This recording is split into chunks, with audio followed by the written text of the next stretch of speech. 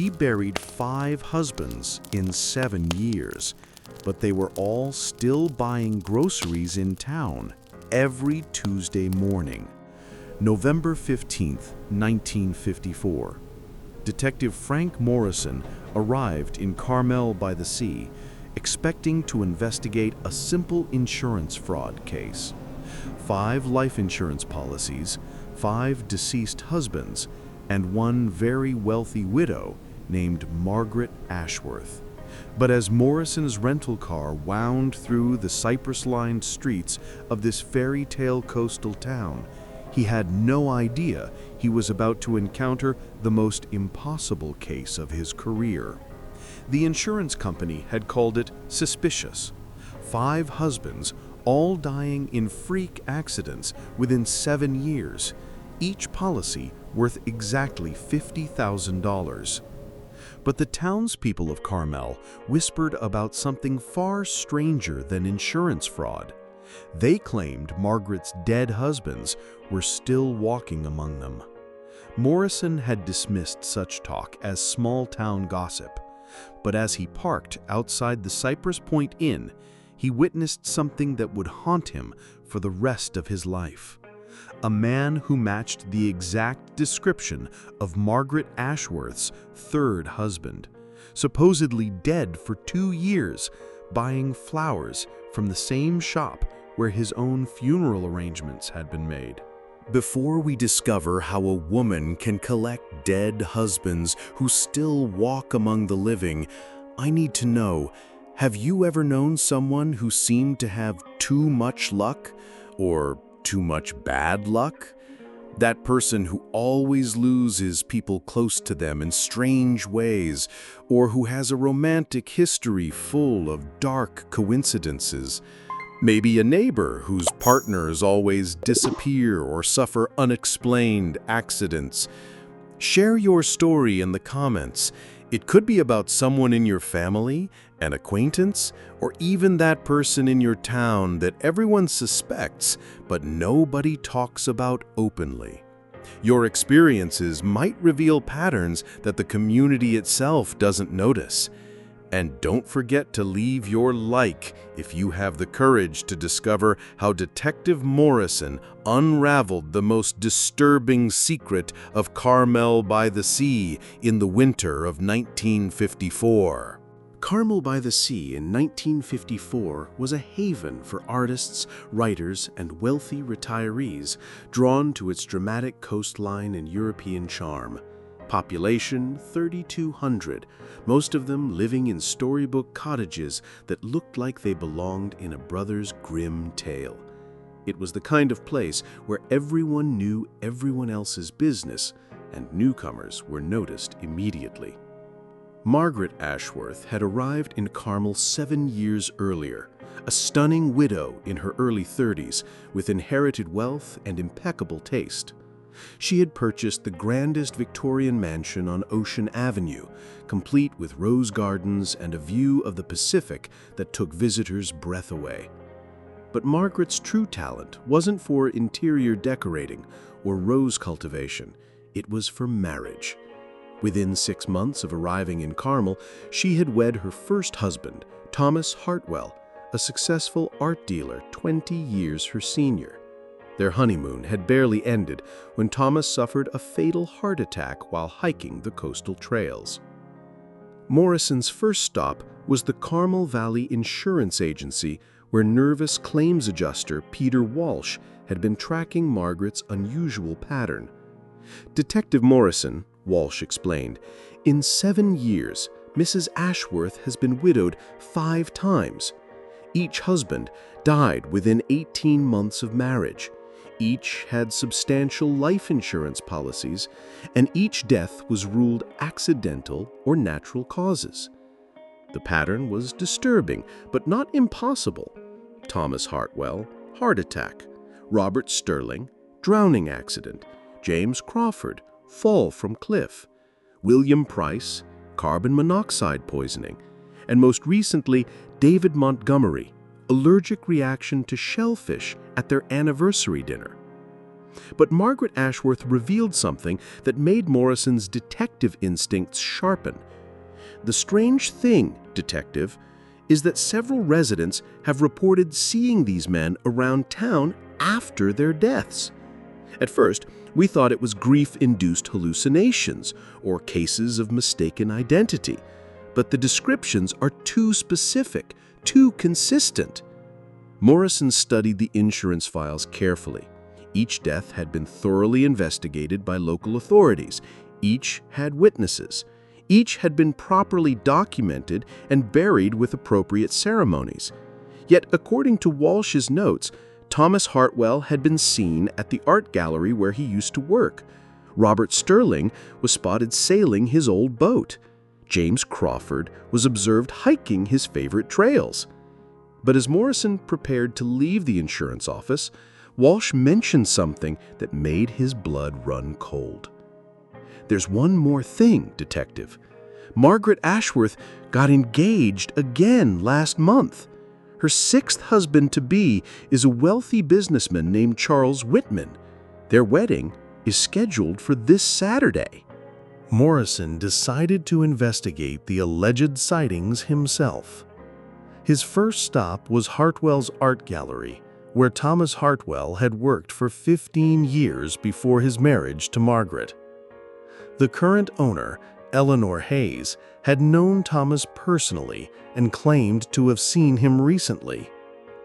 "I know it sounds impossible, detective," Eleanor said, wringing her hands, "but I saw Thomas last Tuesday morning.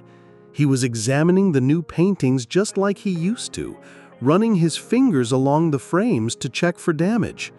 When I called his name, he looked directly at me and smiled. Then he walked out the front door, and when I followed him, he was gone."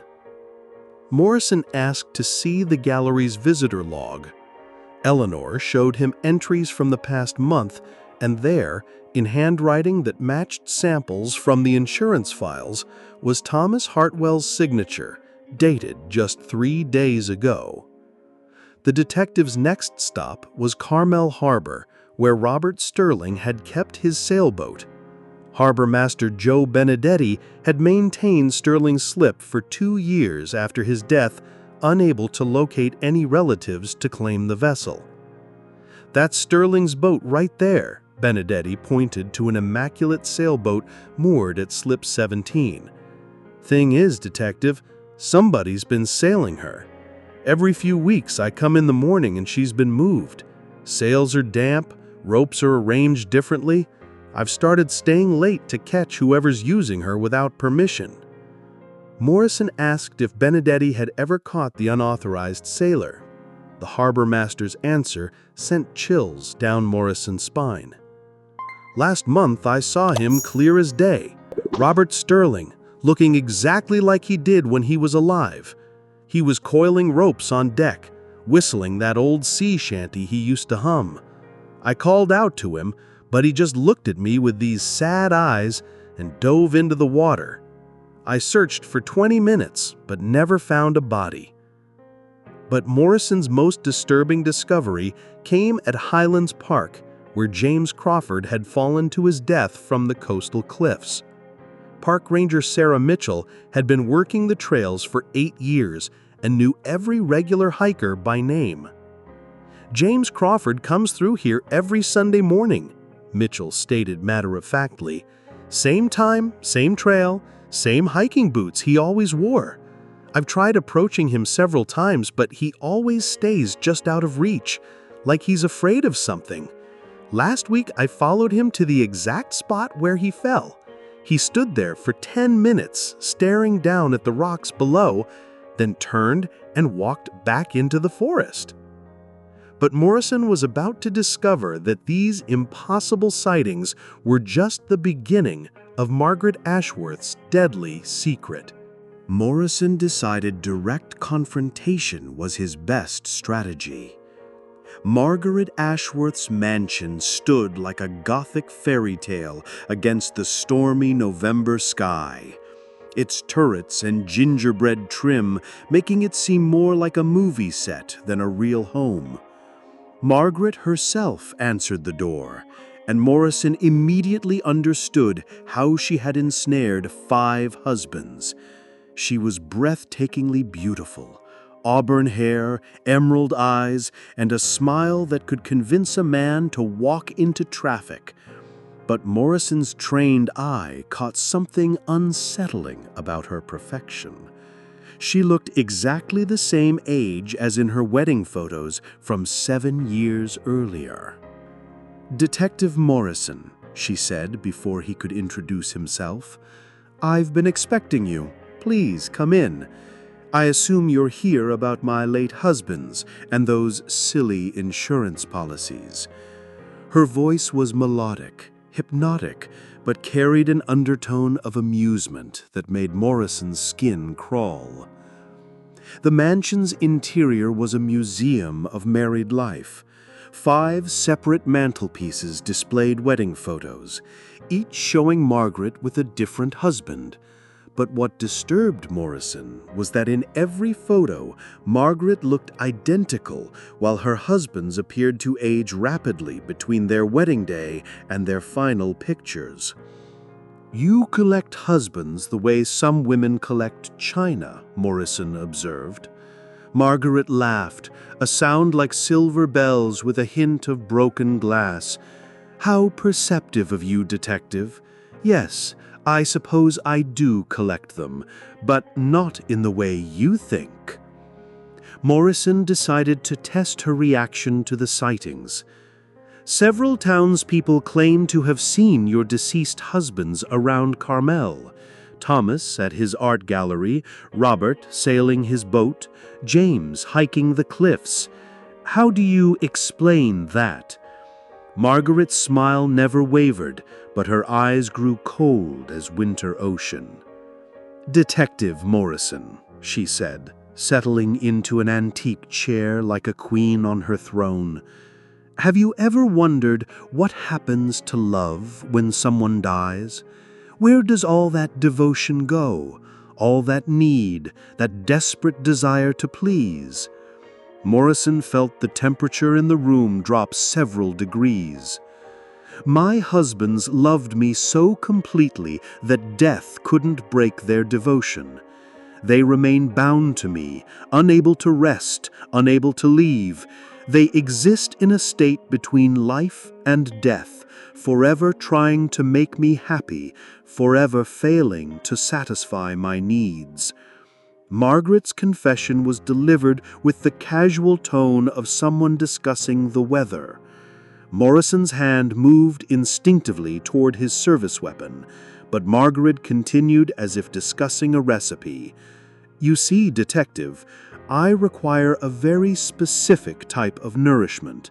Not food, not wealth, but something far more precious, the complete and utter devotion of a soul.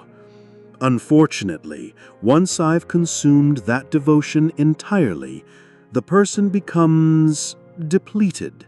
Their life force drains away, but their love keeps them tethered to this world as shadows of their former selves." But Morrison was about to discover that Margaret's confession was just the prelude to something far more terrifying.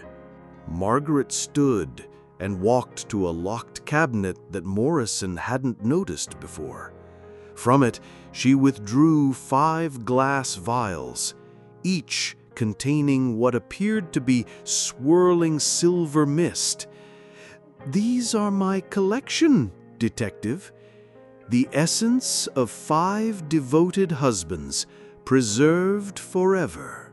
When a man falls completely in love with me," Margaret explained, "I can begin the extraction process. It takes months of absolute devotion, of them surrendering more and more of themselves to make me happy. Eventually, I consume their life force entirely, leaving only empty shells that wander the earth, still trying to fulfill their final purpose, loving me." Morrison realized he was facing something beyond his experience as a detective. "What are you?" he asked. Margaret's laugh was like breaking crystal. "I'm older than this town, older than this state. I've been collecting devoted souls for over 2 centuries. Carmel is simply my latest hunting ground. The townspeople see my former husbands because part of them still exists, trapped between worlds. They're drawn back to the places they loved, the activities that gave them joy, desperately trying to reclaim the humanity I stole from them." Margaret opened one of the vials, and Morrison heard the faintest sound of a man's voice calling her name. But Margaret's next revelation chilled Morrison to his bones. "Detective, you've been in my presence for 15 minutes. Can you feel it beginning? That slight dizziness, that desire to please me, to make me smile. You're already falling under my influence." Morrison realized with growing panic that Margaret was right. He felt an inexplicable urge to compliment her, to make her happy, to win her approval. His professional detachment was crumbling, replaced by an overwhelming desire to protect her rather than arrest her. "My 6th husband, Charles Whitman, is completely under my control now. Our wedding is in 3 days, and within 6 months he'll join my collection. But you, Detective Morrison, present an interesting opportunity. A man dedicated to justice, to protecting others. Imagine how potent that devotion would be once I've harvested it." Morrison tried to reach for his weapon, but his muscles wouldn't obey. Margaret's influence was spreading through his system like poison. "Don't fight it, Detective. Soon you'll understand what true happiness means. Existing solely to make me content. Having no desires except to serve my needs." But just as Margaret reached out to touch Morrison's face, something unexpected shattered her concentration.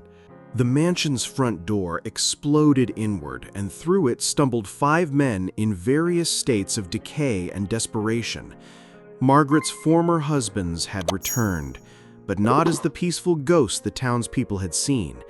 They were angry, tortured souls seeking vengeance. Thomas Hartwell's voice was hollow but filled with rage. "Margaret, you promised us eternal love, but you gave us eternal torment." Robert Sterling's waterlogged form left puddles on the Persian carpet. "We've been trying to break free from your hold for years." Margaret's perfect composure cracked for the first time. "You can't harm me. You're bound to serve me, to love me forever." But James Crawford's broken form stepped forward. "Love died with our bodies, Margaret. What remains is justice." The distraction broke Margaret's hold over Morrison. His head cleared instantly, and he could think rationally again.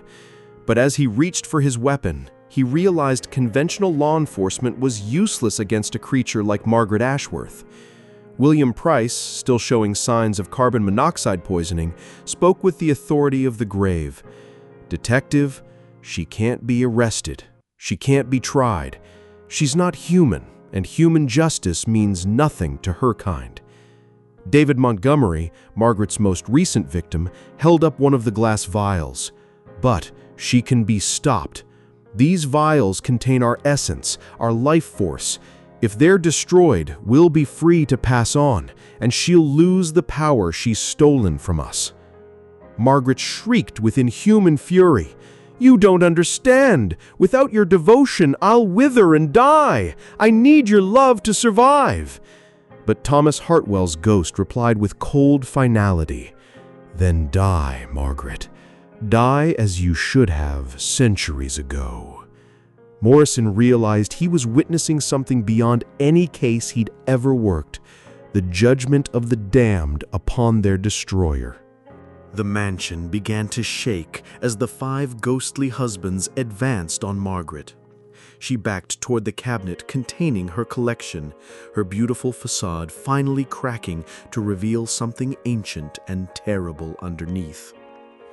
Morrison watched in horror and fascination as Margaret's perfect features began to change. Her skin became pale and papery, her hair thinned to silver wisps, and her emerald eyes turned black as deep ocean water. She was aging centuries in minutes. "Please," Margaret begged, but her voice was now a raspy whisper. "I only wanted to be loved. I only wanted to feel human again." But Robert Sterling's phantom form showed no mercy. "You wanted to be fed, not loved. We were cattle to you, nothing more." Morrison made a decision that would haunt him forever. Instead of trying to stop the supernatural confrontation, he helped. He grabbed the remaining vials from Margaret's cabinet and hurled them against the marble fireplace, where they shattered like dreams. Each breaking vial released a swirl of silver light that spiraled upward and disappeared. As it did, one of the ghostly husbands smiled peacefully and faded away. Thomas Hartwell was the first to go, nodding gratefully to Morrison before dissolving into sparkling motes of light. Margaret's scream shook the entire mansion as her stolen power drained away. Without the life force she had harvested from her victims, her true age finally caught up with her. She collapsed into a pile of ancient bones and dust, crumbling like a vampire exposed to sunlight. One by one, the remaining husbands thanked Morrison and departed. David Montgomery was the last to go, pausing to speak. "Detective, burn this house. Let nothing of her evil remain to trap other souls." Then he, too, dissolved into light and was gone. Morrison stood alone in the suddenly silent mansion, surrounded by dust that had once been a creature of unspeakable evil. Outside, he could hear sirens approaching. Someone had reported the supernatural disturbance. But how could he possibly explain what had just occurred? The official report stated that Margaret Ashworth had died in an accidental fire that consumed her mansion. Morrison's account mentioned only that he had found evidence of insurance fraud before the fire started. The 5 glass vials were listed as destroyed in the blaze. Charles Whitman, Margaret's intended 6th husband, was found in his hotel room in a catatonic state. He recovered within a week, but retained no memory of Margaret or their engagement. The insurance companies quietly closed their investigations, grateful to avoid paying the fraudulent claims. The townspeople of Carmel noticed that the strange sightings had stopped. Thomas Hartwell no longer visited his art gallery. Robert Sterling's sailboat sat empty at its slip. James Crawford's ghost no longer walked the coastal trails. The dead had finally found peace. Morrison spent an extra week in Carmel, officially to complete his report, but actually to ensure no trace of Margaret's evil remained. He had the mansion's ruins bulldozed and the land consecrated by 3 different religious leaders, taking no chances. As Morrison drove back to Chicago, he reflected on the case that had challenged everything he thought he knew about life, death, and the space between them. Margaret Ashworth had been a collector, but not of husbands. She had collected souls, imprisoning them in a state worse than death. The detective had learned that some crimes transcend human law, requiring a different kind of justice. The 5 men who had loved Margaret to their destruction had ultimately been her judges, jury, and executioners. But Morrison also understood a darker truth. Predators like Margaret existed because good people wanted to believe in perfect love, in fairy tale romance, in happily ever after. She had fed on hope itself, turning humanity's greatest strength into its deadliest weakness. The widow's husband collection had finally been disbanded, not by law enforcement or insurance investigators, but by the very souls she had tried to possess forever.